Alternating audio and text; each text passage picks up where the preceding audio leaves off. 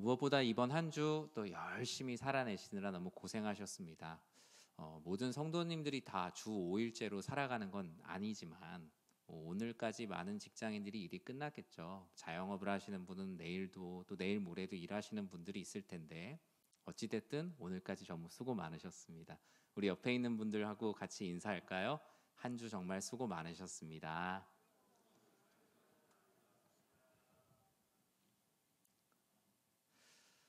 여러분의 수고가 헛된 수고가 아니라 정말 하나님 믿는 믿음 안에서의 참된 수고가 되길 진심으로 축복합니다. 오늘날 사회를 표현하는 참 많은 표현들이 있죠. 좋은 표현도 많지만 폐쇄적이고 고립된 상황을 비유하는 표현으로 이 사회를 갇힌 사회, 갇힌 사람들이라고 합니다. 제가 어릴 때 봤던 드라마 중에 서울의 달이란 드라마가 있었는데요. 거기서 이제 시골에서 올라온 극 중에 주인공이 서울을 이렇게 보면서 이 서울 사람들은 어떻게 이렇게 갇힌 곳에서 살아가냐고 답답해했던 모습들이 기억이 납니다. 어쩌면 우리 이 시대를 살아가는 많은 사람들은 각자의 영역을 구축하고 그 안에서 최선을 다해서 몰두하며 살고 있죠. 하지만 그 안에서 답을 구하지 못하고 보이지 않는 창살 밖으로 손을 뻗어 구원의 손길을 내밀며 살아가는 것이 현대인들의 삶이 아닌가라는 생각을 하게 됩니다. 특히 우리는 코로나 만 3년의 시간을 지나면서 갇혀 있다는 것이 무엇인지 전 국민이 다 잘 알게 되었어요. 법적으로 갇혀 있는 그 시간들, 창살은 없지만 그보다 더 단절되어 있는 우리는 3년의 시간을 보냈습니다.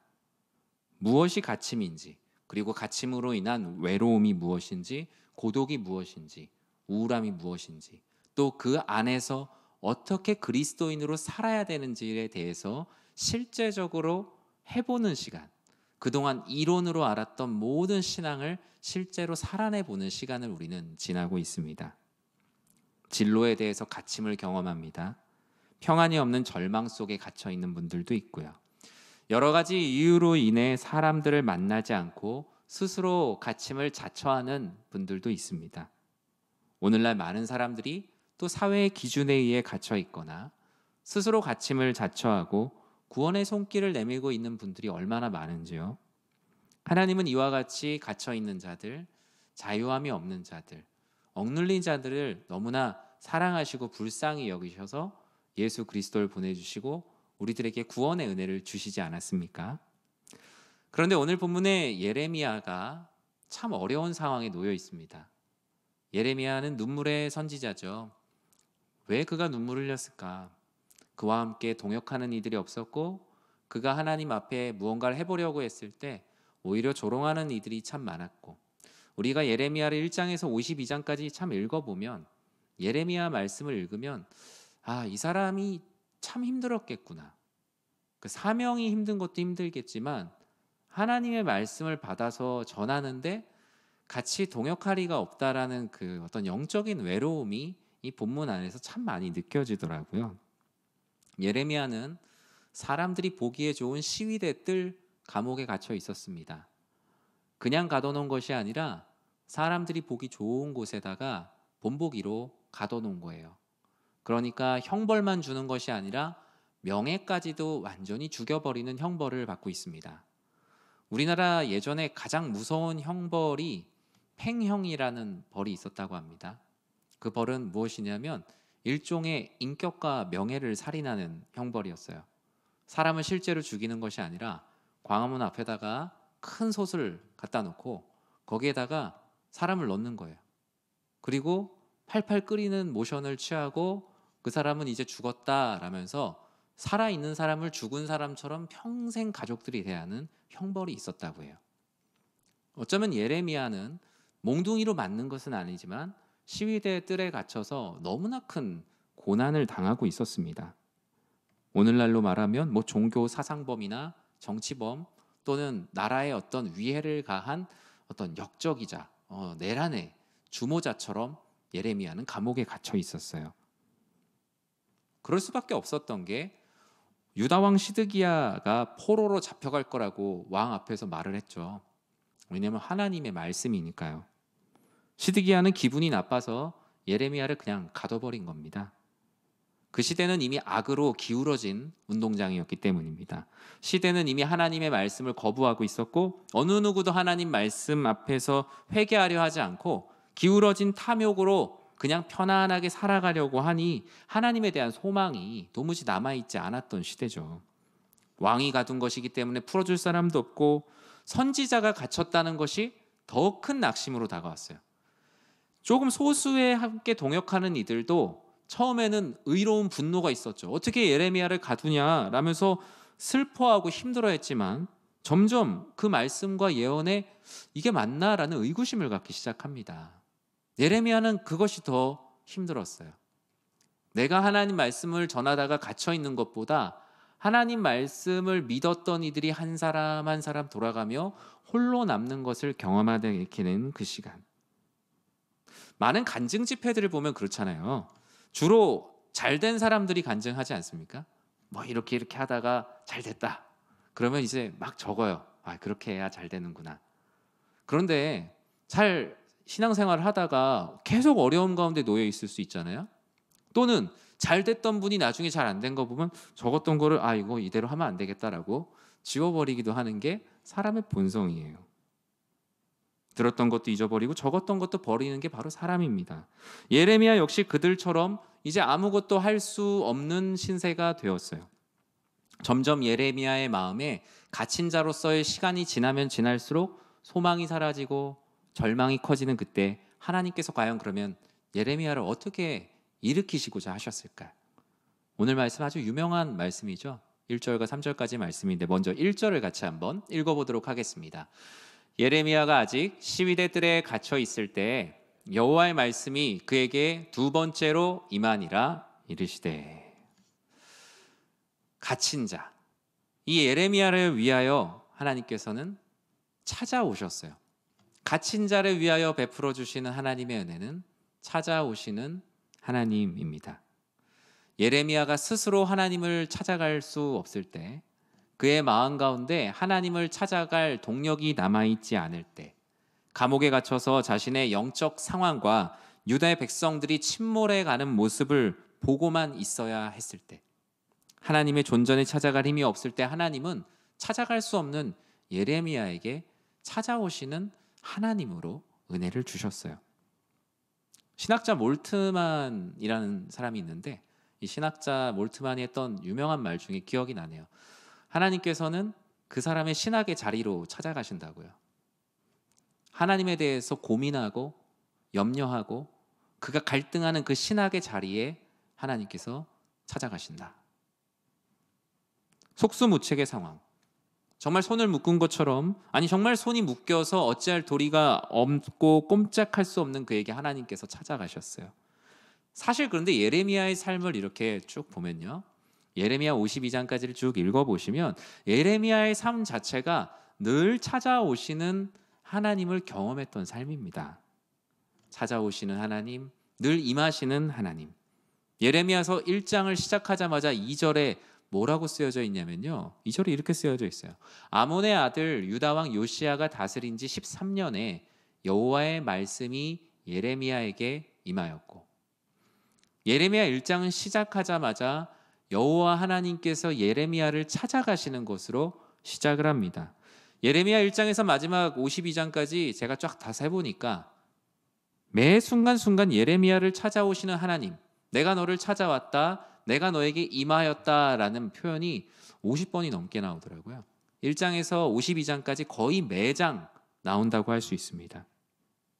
여호와께서 내게 찾아오셨다라는 말씀은 때로는 음성으로, 환상으로, 꿈으로, 사건으로, 사람으로, 하나님께서는 각양각색의 방법을 통하여서 예레미야를 찾아가시는 하나님으로 그에게 자신의 모습을 보여주셨어요. 특별히 인생의 중요한 시점, 중요한 결정, 민족 구원과 미래의 중요한 시점을 논해야 될 때마다 하나님께서는 그를 찾아오셨다라고 말씀하고 있어요.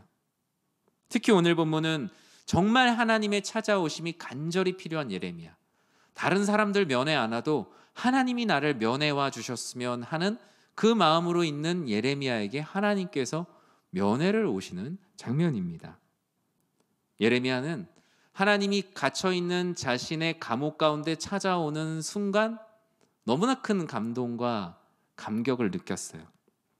그의 마음에 감옥에 갇혀있는 동안 느껴졌던 그 절망의 그림자가 점점 양지로 바뀌고 있는 것을 경험하게 되었죠. 하나님이 아직 아무 말씀도 안 하셨거든요. 그런데 하나님이 자신에게 찾아오시는 그 순간 벌써 그의 마음이 눈 녹듯이 녹기 시작했어요. 여러분, 그럴 때 있지 않으세요? 정말 좋아하는 사람 만나서 그 사람이 아무 말 하지 않아도 저쪽에서 이렇게 멀리 걸어오고 있는 것만 봐도 마음이 눈 녹듯이. 여러분, 이렇게 배우자가 퇴근하거나 이럴 때 그러시죠? 아닌가요? 네. 만날 때, 누군가를 만날 때 멀리서 아직 나에게 할 말을 하지도 않았는데 그 존재가 나에게 다가옴을 느낄 때 이미 너무나 큰 감동을 느끼는 거예요. 그것이 바로 갇힌 자에게 베풀어 주시는 하나님의 은혜. 내가 찾아갈 수 없을 때 찾아오시는 하나님의 은혜예요. 정말 그 내가 만나고 싶은 사람을 만나면 그 사람이 나에게 어떤 말을 하지 않아도 그 존재만으로 내가 너무나 많은 위로와 감동을 경험하는 거예요. 사랑하는 성도 여러분, 여러분의 인생에 분명히 갇혀있는 영역들이 있을 겁니다. 물리적으로 갇혀있는 경우도 있고 정서적으로도 신앙적으로도 삶의 어떤 진전이 없이 사방이 막혀있는 상황에 있을 수도 있습니다. 내가 하나님께 갈 수 없다고 느껴질 때 그 자리에 하나님께서 나를 찾아와 달라고 기도하는 여러분들이 되길 진심으로 축복합니다. 그럴 때 하나님께서는 여러분의 삶에 찾아가십니다. 여러분에게 아마 어떤 일을 해야 된다라고 말씀하지 않으셔도 하나님이 나에게 찾아오셔서 말씀하신다. 사실 그것을 언제 느껴야 됩니까?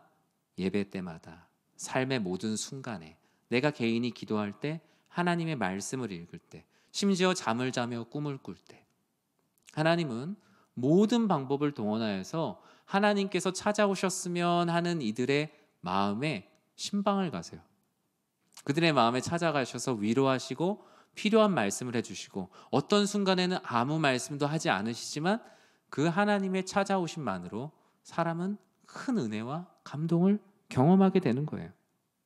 사실 이 갇히다라는 말하고 여호와의 말씀이 임하다, 갇히다랑 임하다란 말은 서로 사실 조화가 되기 어려운 말이잖아요. 한 장소에서.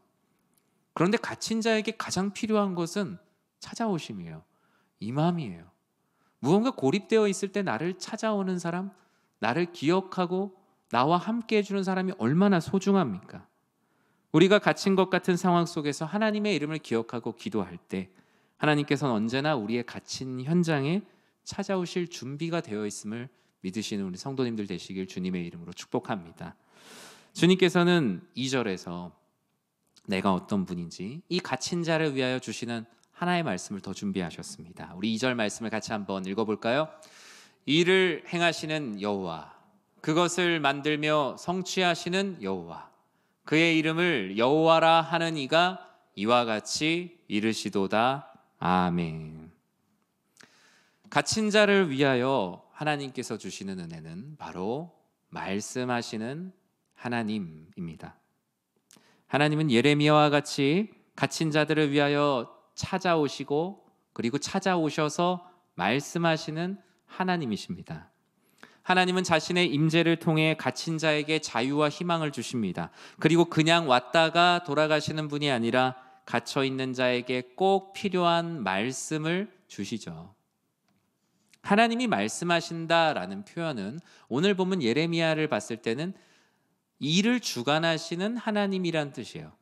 내가 너에게 말한다라는 것은 너의 모든 일을 주관하는 이가 바로 나다. 그 주관자로서 내가 너에게 명한다라는 말씀의 의미를 가지고 있어요. 즉 갇힌 예레미야에게 하나님께서 말씀하신다, 이와 같이 이르신다라는 말씀은 갇혀있는 너와 너의 백성들을 위해 내가 모든 일을 준비했고 모든 일을 계획했고 모든 일을 만들어가고 모든 일을 이룰 것이다 라는 약속의 말씀이에요. 갇힘 속에서 해야 될 일들을 하지 못하는 속상함이 있지 않겠어요? 예레미야도 하나님께 사명을 받은 선지자로서 내가 이 일을 이루어야 되는데 하나님이 나에게 말씀하신 이 역할을 내가 해야 되는데 나에게 주어진 역할 행동을 성실이라는 이름으로 내가 하지 못하는 것에 대한 무기력함이 있지 않겠습니까? 내가 이루어야 되는데, 내가 만들어야 되는데, 내가 지어야 하는데 할 일을 하지 못하고 갇혀있는 이들을 위해 하나님께서 내가 너에게 말씀으로 왔다. 너의 모든 일을 주관하는 이가 바로 나다라고 말씀하세요. 2015년이 생각이 납니다. 제가 우리 교회에서 2014년 말까지 사역을 하고 이제 다음 사역지를 이제 옮겨서 사역을 하고 있었어요. 교회에 이제 처음 새로 부임했으니까 얼마나 이게 의욕이 넘치겠어요. 그런데 여름쯤 됐을 때, 초여름쯤 됐을 때 제가 되게 좀 크게 다쳤어요. 네, 발등을 크게 다치고 이러면서 허벅지까지 이제 통깁스를 했습니다. 한참 신방을 많이 다니고 있었고 진짜 많이 다녔어요. 성도님들 정말 많이 만나고 밤늦게까지 항상 만나고 했던 기억들이 납니다. 새로운 교회 와서 사역을 해야 되는데 이거는 뭐 완전히 어쩔 수 없이 집에 갇혀있는 신세가 됐어요. 그래서 선임 목사님에게도 얘기했는데 그냥 집에 있어라 라고 얘기하니까 되게 속상하더라고요. 그래서 저는 제 일을 하지 못하는 게 너무나 싫어서 제가 목발을 짚고 신방을 다녔어요. 상상을 해보세요. 신방을 하는데 목사님이 왔는데 목발을 짚고 들어왔어요. 그게 그렇게 감동적이지 않습니다. 네, 오히려 저분은 왜 저렇게 오셔갖고 왜 나를 근심하게 만들지? 그런 생각이 들 거예요. 심지어 목발을 짚고 제가 병원 신방을 갔어요. 그랬는데 그렇게 기도해도 안 났던 분이 제가 목발을 짚고 병원 신방을 가니까 누워있던 분이 일어나더라고요. 어떻게 왔냐고. 허리가 아파서 누워있던 분이 자리에 앉으시더라고요. 너무 미안해서. 그런데 저는 그 미안함이 저에게는 되게 의로움이 되었던 것 같아요. 내가 열심히 하고 있다. 내가 내 일을 하고 있다. 그래서 금요기도회 때 이제 예배당 뒤에 이렇게 예배 전에 앉아 있었어요. 앉아 있었는데 너무 답답한 거예요. 이거 그냥 다 뜯어버리고 싶다. 너무 힘들다. 그런데 이제 앉아서 그렇게 제가 되게 증기가 이렇게 나고 있었나 봐요. 옆에 동료 목사님이 오셔서 너 없어도 교회 잘 돌아간다고. 하나님께서 다 일하시니까 너 위에 사무실 가서 좀 쉬다 오라고. 그런데 그것 또한 하나님께서 주시는 말씀이었던 것 같아요. 사역이라는 게 개인의 의지로 물론 성실함이 필요하지만 인간의 성실함으로 모든 일이 이루어지는 게 아니거든요. 그런데도 정신을 못 차렸던 것 같아요. 그래서 빨리 이 깁스를 풀고 사역을 해야겠다는 생각을 갖고 원래 그 깁스를 풀려고 한 날짜보다 병원에 빨리 갔습니다. 붙었나요? 라고 얘기하니까 별로 안 붙었대요. 그래서 결국에는 풀질 못하고 더 세게 하고 나왔어요. 그래서 마음에 되게 상실감이 있었는데 아니나 다를까 여러분 코로나 전에 유행했던 큰 전염병이 있었죠. 기억나세요? 메르스. 제가 메르스가 걸린 게 아니고 제가 깁스를 풀던 그 자리 근처에 메르스 확진자로 이렇게 사망하신 분이 있었어요. 그래서 당시에 이제 대형 병원들도 다 폐쇄를 했잖아요. 그래서 걸리지 않은 사람도 CCTV에 화면에 잡힌 사람들은 다 집에 있으라는 그 문자가 날라왔어요. 교회에다 얘기를 하니까 빨리 집에 가라고. 다시 더 집에 갇혀 있게 됐어요. 하나님께서 결국에 제 의지를 완전히 꺾어버리셨어요. 그러면서 저는 그때 생각을 했습니다. 내가 하나님 앞에서 내 일을 한다고 하면서 정말 하나님의 영광이 아니라 나의 성실이 의로움이 되고 이렇게 상황 가운데 이렇게 있는 모습들 모든 것이 다 결국에 나를 위한 거구나. 하나님께서 내가 물리적으로 갇혀 있더라도 하나님께 기도하면서 이 안에서 행하실 하나님의 일을 기대하기보다 하나님이 어떻게 하든 난 내 거 하겠습니다라는 그런 생각이 있었기 때문에 갇힘 속에서 말씀하시는 하나님의 말씀을 전혀 못 듣고 있구나 라는 생각을 조금씩 하게 되었어요. 날씨가 덥고 집에 계속 있는데 다리는 낫지 않고 격리는 언제 풀릴지 알지 못하는 그 여름을 이렇게 지나고 있는데 어느 날 저녁에 저희 집 문에 동료 목사님이 인절미 빙수를 이렇게 걸어 놓으셨어요. 저는 이렇게 감옥에 누가 사식을 넣어준 줄 알았습니다. 근데 연락을 해보니까 목사님 갇혀 있느라 많이 힘들죠. 답답할 텐데 좀 쉰다고 생각하고, 신방 가면은 성도님들한테 그렇게 얘기하잖아요. 아픈 분들이 있으면 그 가운데 하나님이 누워 있는 가운데도 필요한 말씀을 주실 거다라고 우리가 설교는 그렇게 하는데 우리가 그렇게 못 사는 것 같다고. 근데 그 말씀을 이렇게 듣는 순간, 아 그래, 정말 하나님께서 일하시는데 내가 일 안 한다고 해서 내가 그것을 못 믿고 있구나. 갇힘 속에서 이렇게 찾아오신 하나님의 마음을 느꼈고, 너는 나의 일을 너가 이루고 계획한다고 성취한다고 생각하지 말라라는 하나님의 어떤 말씀과 은혜를 경험해서 지금까지 열심히 달려오고 있는 것 같아요. 여러분의 삶도 그렇지 않습니까? 사방이 막혀 있는 것 같고 진전이 없고 또 갇혀 있는 듯한 답답함이 왜 없겠습니까? 신앙생활을 이렇게 해도 되나라는 무기력함도 있을 거고, 왜 내 신앙생활은 진보하지 않는 것까? 내가 이런 일들을 해야 되는데 라는 어떤 일을 해야 된다는 마음으로 예배당에 나오는 분들도 많이 있으실 거예요. 교회에서 맡은 사역 때문에 많은 스트레스를 받으시는 성도님들도 계실 거고요. 그러나 우리가 갇힌 것 같이, 우리가 우리의 삶의 메인 것 같이 아무것도 할 수 없을 때에도 우리를 찾아오시는 하나님, 우리에게 말씀하시는 하나님, 일을 계획하시고 이루시고 만드시고 이루어 가시는 하나님을 통해서 여러분의 인생이 지어감을 믿으시기 바랍니다. 교회도 그렇습니다. 교회도 목회자 한 사람이 바뀐다고 다 바뀌지 않아요. 우리들 모두가 하나님 앞에 그러한 마음으로 아버지 하나님께서 일하실 것을 기대하는 그 기대감, 우린 그걸 믿음이라고 말하죠. 그 믿음으로 모인 곳에 내가 나의 일을 성취하겠다, 나의 일을 이루어 가겠다고 말씀하시지, 우리가 막 힘을 줘서 이렇게 하는 모습은 하나님께서 보셨을 때 나는 직접 일하는 것보다 너희가 나를 기대하면서 기도했으면 좋겠다라는 하나님의 마음이 그곳에 담겨 있는 겁니다. 여러분의 취업, 결혼, 진학, 생활 모든 것을 계획하시고 이루시는 분은 다 하나님이세요. 일을 행하시고 그것을 만들어 가시는 하나님이 나의 하나님이시구나 라는 것을 믿고, 여러분의 갇힌 가운데 여러분을 자유하게 하시는 하나님을 신뢰하시기 바랍니다. 하나님께서는 갇힌 자를 위하여 나는 너에게 응답하는 하나님으로 너에게 임하겠다라고 말씀하세요. 하나님은 예레미야와 같이 갇힌 자들을 위하여 찾아오시고 말씀하시는 하나님, 내가 갇힌 너와 너의 할 일을 이루고 성취할 것이라고 위로하셨어요. 그리고 갇힌 자 예레미야, 너의 진심에 내가 응답하겠다라고 약속을 하셨습니다. 하나님이 앞서 1절과 2절에 말씀하신 것은 3절 말씀을 하시기 위한 빌드업이에요. 하나님 아버지께서 정말 하시고자 하는 말씀을 들려주시고자 들을 귀를 만들어주시는 과정이 1절과 2절이요. 이제 정말 하고 싶은 말씀이 3절에 있습니다. 같이 한번 읽어볼까요? 아주 유명한 말씀이죠. 함께 읽겠습니다. 너는 내게 부르짖으라. 내가 내게 응답하겠고 내가 알지 못하는 크고 은밀한 일을 내게 보이리라. 아멘. 기도하는 곳에 이런 거 많이 붙어 있죠. 왜 이 말씀이 주어졌을까? 예레미야는 유대 전승에 의하면 그다지 밝은 사람이 아니었다라고 합니다. 우울한 기질이 많고 심각하고 진지한 사람이었다고 합니다.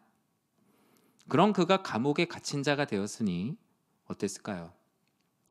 마음이 많이 힘들었겠죠. 처음에야 의로운 분노를 가지고 의지를 갖지만 점점 선지자임에도 불구하고 하나님이 일하시는 것이 맞나라는 의구심에 빠질 때가 있습니다. 우리도 원래 큰 일이 일어나면은 막 화가 나고 어떻게 그럴 수 있냐 막 그러지만 시간이 지나면 수용이 되고 나중에 결국 잊어버리잖아요. 이 세상의 이슈들이 다 그렇습니다. 힘들면 기도하지만 너무 힘들면 기도할 수 없고, 자유함 속에서 어려움이 닥치면 기도하지만 자유가 속박된 상태에서는 기도를 하지 못하는 게 모두의 모습입니다. 기도의 동력을 잃어버린 갇힌 자 예레미야에게 하나님께서 말씀하세요. 너는 지금 이렇게 있지 말고 내게 부르짖으라. 이 말씀이 이 33장의 핵심이에요. 내 사람이라고 해서 하나님 말씀 전하라고 해서 물론 지금 갇혀 있는데 내가 택한 이 선지자가 너무 풀이 죽어 있는 거예요. 감옥에 갇혀 있는데 기도도 못하고 낙심해갖고 뭘 시킬래야 시킬 수가 없는 상황인 거예요. 앞으로 나는 나의 일을 너를 통해서 하기 위해서 이만큼을 준비해 놨는데 지금 이렇게 있으면 안 되지 않냐고. 갇혀서 아무것도 하지 못하는 예레미야에게 찾아가셔서 하나님께서 이 얘기를 하고 싶으신 거예요. 왜 나한테 기도하면 지금 앞으로 내가 다음 일을 해나갈 건데 왜 다음 스텝을 나아가는 데 있어서 너가 왜 기도라는 버튼을 누르지 않고 있느냐. 물론 내가 할 수 있지만 나는 사람을 통해, 난 너를 통해 나의 일을 하고 싶은데 너가 나에게 부르짖어야 되지 않겠니? 그래서 지금 갇힌 너에게 내가 찾아와서 말씀을 전하고 있는 거란다 라고 말씀하고 계세요. 하나님께서는 말씀하세요. 내가 너의 부르짖음에 응답할 뿐 아니라 너가 궁금해하고 고민하는 너의 민족과 너의 인생의 미래 모든 것들 난 너에게 다 알려줄 준비가 되어 있다. 그 은밀하고 위대한 모든 일들까지 다 알려줄 준비가 되어 있으니 너는 이 갇혀있는 상황이지만 나에게 부르짖어라. 그러면 내가 너에게 응답하겠고 크고 은밀한 일을 너에게 보이리라. 간절함으로 나에게 매달리면 나는 내 보물 창고를 다 열 준비가 되어 있으니 너는 너에게 찾아온 나의 말을 듣고 나에게 부르짖어 기도하라 라고 말씀합니다. 말씀을 맺습니다. 저는 금요기도에 이렇게 나오신 성도님들을 보면 제가 목회를 하길 참 잘했다라는 생각을 합니다. 그리고 제가 되게 행복한 사람이다라는 생각을 자주 합니다.